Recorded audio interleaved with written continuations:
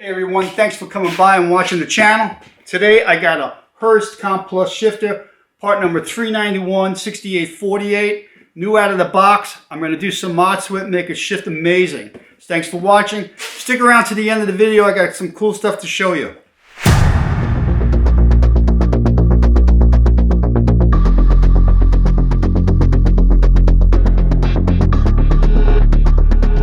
Alright everyone, so here's a brand new Hurst shifter clamped in the vise, and I just want to show you a few things real quick. Look at this gap on these new shifters. I've mentioned this before in many videos, and what's going on here is that the gauge of the metals is different than the older gauge, but these plates here are actually warped, preventing the case from closing all the way.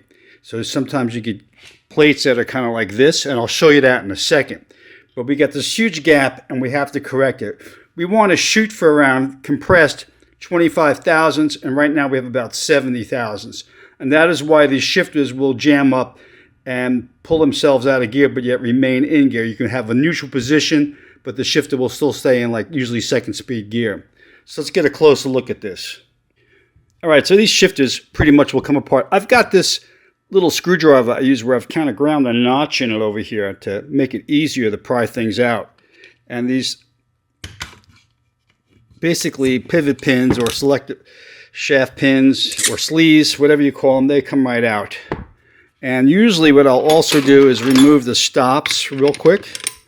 Again, this is brand new out of the box, all right?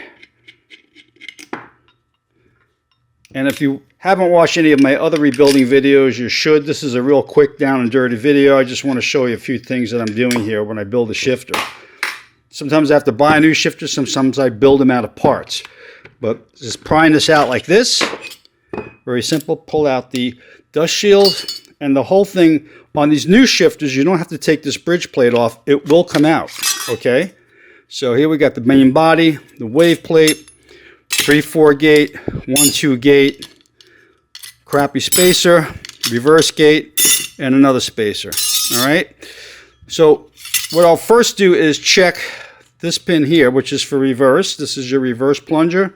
And see how it fits in through the backside. If it fits in smooth, it's probably fine. It should just kind of drop in like that. Oftentimes, these get stuck and they get jammed. And it can get stuck where it doesn't pop out of reverse. I'm going to change these pins here to coil type pins. They're a little bit stronger. And just make sure the bias is okay on this. But usually these are fine. Putting that aside, we're going to now take these plates here. And what I'm going to do is just rub them off real quick like this. Get all this. They have a weird oil on them. They're not even a grease, so you have to kind of re-grease these things. And I'll lay the plates all against one another. So we lay them out like this. Those look pretty nice and flat against one another. It's not bad. But this plate has a little bit of a bump over here. In other words, it kind of bends out like this, which I know when I put this plate on here, we're going to get this huge gap. See that gap there? Look at the way that thing is. So already when you're shifting, if you look inside here, especially on your 3/4, you're going to have this huge gap. If you have this huge gap, with that gap on the outside, the plunger is going to want to go through them like this and then hang up in gear. So what we're going to do is straighten this out, straighten this piece out, try to get them all where they're nice and square and flat together, and then deburr them. So first thing I'm going to do is bend this plate back a little bit over here.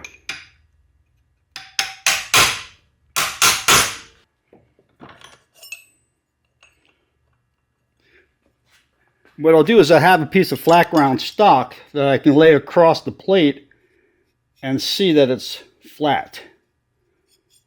Looks good there. That looks nice. That's what I want to look for. I just kind of know where to hit these things after doing them for so long.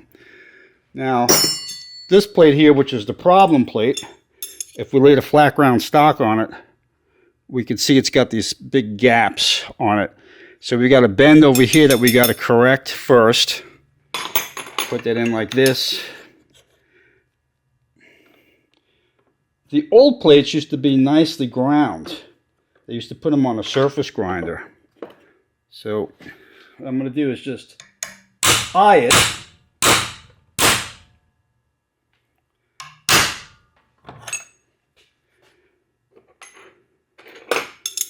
starting to take shape a little better. And this has a bump like in the middle over here. I've seen that right about here. We're going to also pull it back a little bit more over here like this. Some people put them on a press, but I find it this way I can control it better. On a press sometimes you have to have a feel for it. So that looks pretty good. All right. Now let's go see how they look. Put them all together again. Let's see what we got here. There. There. That's better. They could still come back more about here. Like that. Right about here.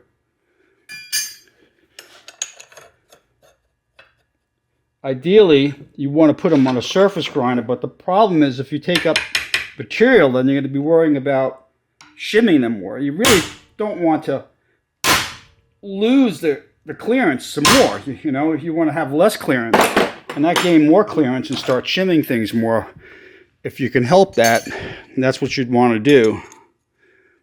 It feels better. So there's a lot of high spots on these bores, and they need to be cleaned up. I use a bore polishing wheel. Some people call them flap wheels. What we want to do is just take off the high spots because they're rough stampings. They're really not good stampings. The old days they did a process called fine blanking. And these are not fine blanked at all. These are just regular stampings.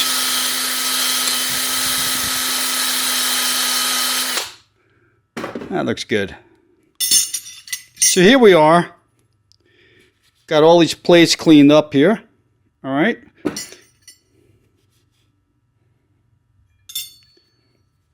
And now when we put this together, we're going to have them nice and flat against one another, which will give us an opportunity now to shim correctly.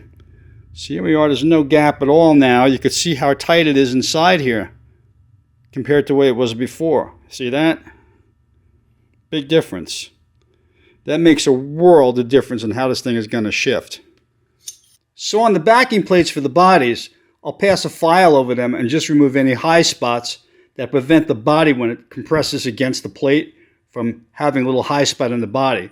It doesn't take much. These are soft. Just want to clean up these backing plate sides like I did when you put the body back together. Okay, now, so let's look at the sleeves. So this one is measuring like 173. All right, 2.173. I'll put it in here. This was the one that was originally in the shifter. I'll put a flat edge against it, and I can't really turn the sleeve. The flat edge feels like it's still rocking because the sleeve is protruding out of the body a little bit. So it's not really turning freely, but yet I don't want it to be too loose where the sleeve could rock back and forth internally, because that means then the body will pinch in. This sleeve I got, I think is like 171. Yeah, 171. It's only a few thousandths more or less, right? That's all it takes sometimes. Putting that in here. Now the sleeve can spin nice, and yet there's no back and forth movement. So this is perfect. So this body will stay square now. And that's what I want. When this whole thing is bolted together, I kind of want the distance from here and the distance from here to be about the same. All right, so one more thing. These pins vary, and I'm going to stick in a pin that's actually slightly short. And what we can see here is if I take this pin and put it in, it's below the case. If I put that flat edge against it, you can see I have this movement here, you see? Now what I've made is I've made shims like this that I can put in here, put behind the body, and sometimes I'll actually have to machine this body deeper if it's so bad, so I can put a pin in here now and the height be just as good, okay? So the pins vary, and so part of this blueprinting process is to also make sure that we've got the correct sizing and the correct flatness along the whole body so that again everything stays nice and true and square. So what I'm doing here is, this is the reverse plunger, and you can see here that I've kind of cleaned up the edges. Sometimes they're rough. Make sure they're nice and smooth. I kind of round off the edges and the contours so it goes into reverse better. I use a Dremel tool for that, or I actually have a little bit more sophisticated version of that, but you can use a Dremel tool with a kind of flat cutter and just go over there and sand it down and clean up the edges. So these selector pins do vary in diameter, and they should be around 0.494 to 495 in diameter. I have a bunch of pins in stocks, and this one's measuring 493 front to back. Okay, I try to get one that is like 494, 495. So what I do is I have another one here, and this is going to be 494. This will make it a little bit tighter in the carrier, and I'll show you what I mean by that. All right, so I put this original one in here, and it has a little bit of movement up and down. It's not that bad. I've seen worse. Okay, but what happens is that you have to remember that the handle's attached to this, and these parts are attached to the linkage. And so if this part is moving around, that means the handle might move around a little bit like this. So I got this other one that's a little bit tighter, and you can see that it's not moving around as much. Just 1/1000th of an inch can make a huge difference. All right, so I'm going to just swap this out with this one and shelve this for maybe one that's got a tighter bore. They're all over the place. So the roll pin on the left is a split pin, and I use the coil pins, the one that's on the right. The coil pins have a little bit of a thicker wall to them, and they can take a lot more shear load than a split pin. Right, selector pin is in, coil roll pins are in, and then what I usually do is I'll just put my thumb here and my palm here, test the action, make sure it's okay. That's the extra reverse detent action. Make sure it pops out fine. Make sure it doesn't get stuck in reverse. Everything's working fine. All right, so I got the lock nut, washer, and bridge plate taken off so I can get in here and grease the carriage bolt properly, because again, they have that oil in there and it's really not going to do a good job. I'll put this all together, but I won't really tighten this nut too much, because once the handle's on it, I want to get a feel for the bias better, and then I'll do the final adjustment once the whole shifter is assembled again. Okay, so the main shim here is usually around 38 to 40 thousandths on the newer shifters. This is running at about 39 thousandths.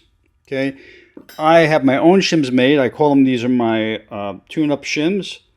These are like 50, 51 thousandths. Okay, this is a very important part of blueprinting the shifter. It's going to go here.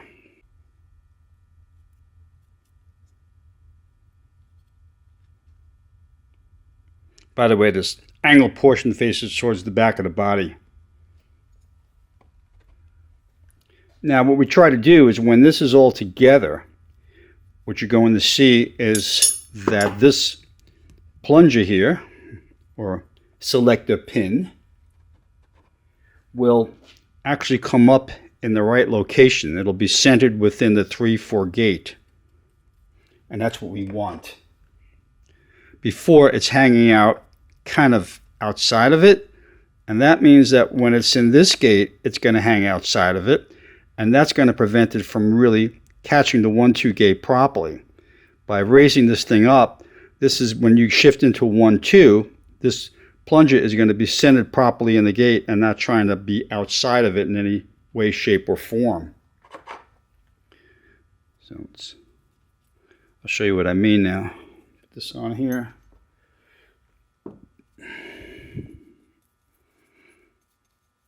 Okay.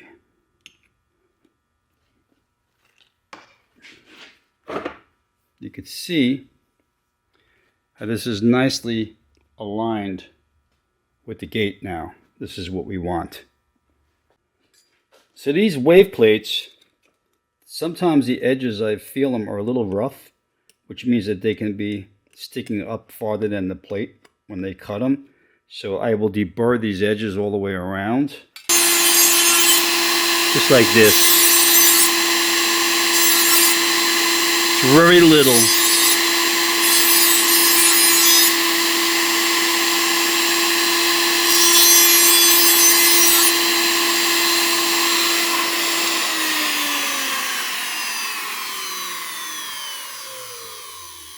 That edge feels nice and smooth now. So now we'll just slide the whole mechanism back into the body.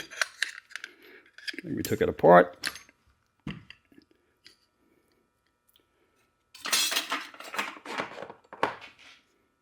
These two holes face like this towards the back.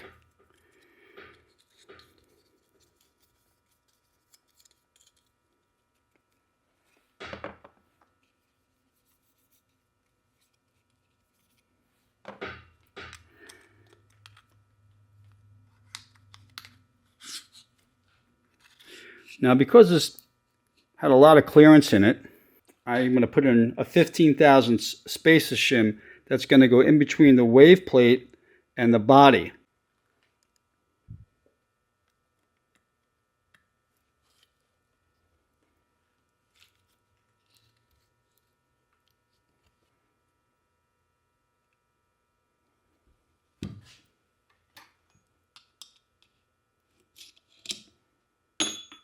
Now this is a start. If I get the proper clearance that I want, fine. I might have to add another 15 thousandths, or I might have to pull this out and put a 10 thousandths one. And I have them in 10 and 15, and then usually I can stack them either way. But I think this might work with just the 15 thousandths in there.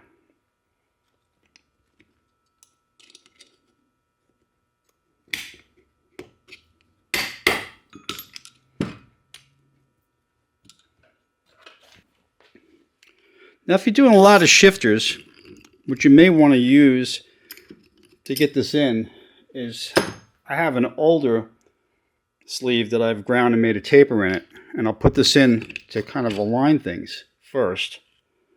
Pull it out, take out the excess grease, and put it on the new sleeve. Put it in like that.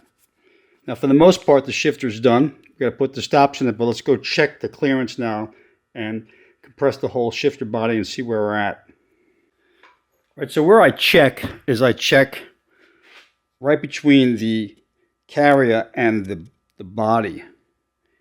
And I usually shoot for 25 thousandths with a feeler gauge, and that feels really good. It just fits in there nice. See? I can also do it on the bottom between any of the two gates, and usually end up with the same result. Usually I do it between the 3-4 and the 1-2, and that's perfect. You can usually go up to about 30, but that's what I like. Now we'll see how it shifts. All right, remember where I said before, I like to tighten this nut up last with the handle on there. I actually use some Loctite gel. I use blue Loctite gel, and I put it on the threads because these nuts do have a tendency to get loose, even though they're what they call these nylon lock nuts or nylon locking nuts. And so what I'm going to do is just start to snug this down, make sure the bridge plate is actually seated completely on the carrier. And when it's tight, make sure I get nice bias where it kind of just bounces back. You don't want to over tighten it where it's going to bind up. That feels good. Also, I like to see by pulling it back if it's loose in here, and it's pretty tight, it's good. Sometimes I've gotten them where they're really loose inside here, and I might have to put an additional shim inside here. That's very rare, but usually this is pretty good. So now it feels good. It's not really binding, okay? And I've got this in neutral. I can put my fingers here and kind of push it in neutral. I can bring it over the first and second, third and fourth. It feels really nice and smooth, and actually go right through the gears like that. First, second, third, fourth. It's going in nice and easy by itself, almost like a vertigate shifter at this point. See that?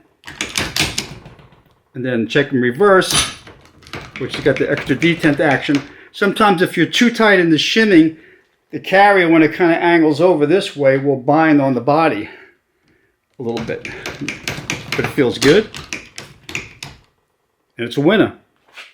One thing I wanted to mention is the dust shield. You know, it snaps right back in, it's no big deal. But sometimes you want to just eye it right through the alignment hole and make sure that the shield isn't higher than the hole. I don't know if it's the shield that's doing it or just maybe the way these bodies are punched. But oftentimes the shield, when it's in, and don't forget when this thing has a bolt go through it, it may do this. And you see the way that shield pops up like that? You may not be able to get the alignment pin in. So usually what I'll do is I'll have to grind the edges of the shield down a bit and just relieve them right over here a little bit. Like I'll use this kind of angle of the shield as a gauge and just bring it back about halfway on either side. Just enough so that when this rear plate compresses a little bit with the bolt, you'll still be able to get the alignment pin in it. I think these shields are out of whack, and I'm going to probably cut my own with a little bit more relief in them. Going about halfway down the angle.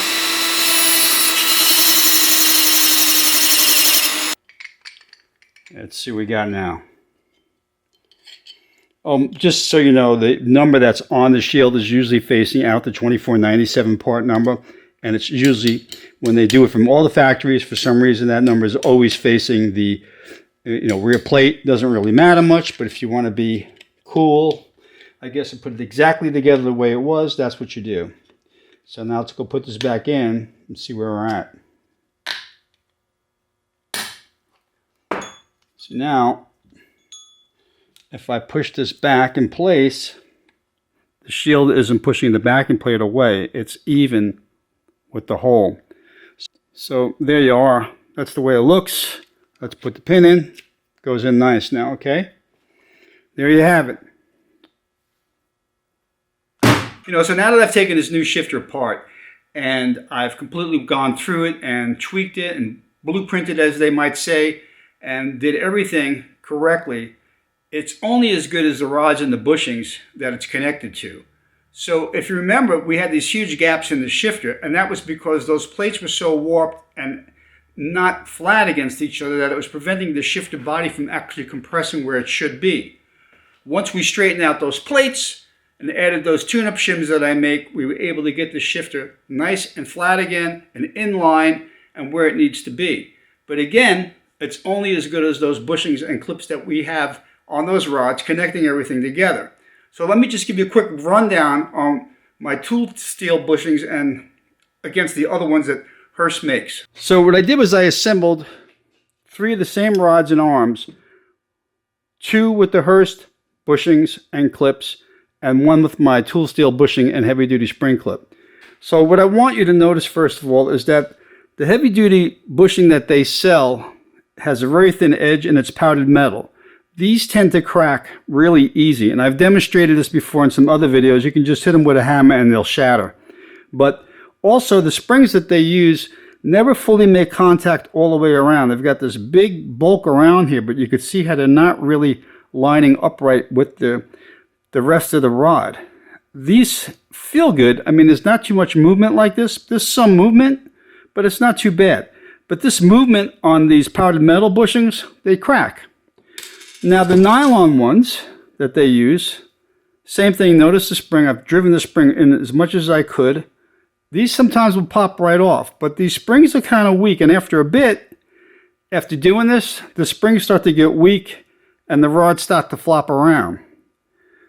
So, but by duplicating the nylon bushing in tool steel, you're able to get the full radius of the bushing flange to give you that support. This is actually pretty hard. It's made out of tool steel, about 50 Rockwell, for you guys that know hardness. And the spring clips that I use, you can see the way they wrap around tighter and really give you full contour wrap around the rod. And these are really tight. Okay, there's no movement at all. Downside is you got to grease them, and sometimes certain rods are not really formed right. You might have to go in and clean up the rod a bit so that the bushing fits on it properly, because this is precise stuff again. The rods are, again, coined ends. They're just stamped, and sometimes they have rough edges on them. But again, you can see there's a big difference in the way these things move. But once you're together, it makes a huge difference in how the whole unit's going to shift. The rods aren't going to rattle, and you're going to have a nice driving experience. So I just want you to know, what I shared to you today and the secrets that I do in this video, I include in every new shifter that I send out. So if you buy a new shifter from me, you're going to get it the same price from Jegs or Summit, but it's going to have all the mods and it's not going to give you a headache. If you buy one from somebody else and you need to send it in to me, I usually charge $125 for the service. So it's in your best interest that if you want to buy a new shifter and they are available, I will do a new shifter for you. Same price again as Jegs and Summit, but with all the mods in it. It's a great value. Also, if you like the bushings, they're available on my website. If you want to contribute to the channel, my books are available, Building and Modifying High-Performance Manual Transmissions, and my popular Muncie book. These are available on Amazon and also on my website. And so are those linkage bushing kits that I sell. All again, below, video description, everything's there. Thanks for watching. See you soon.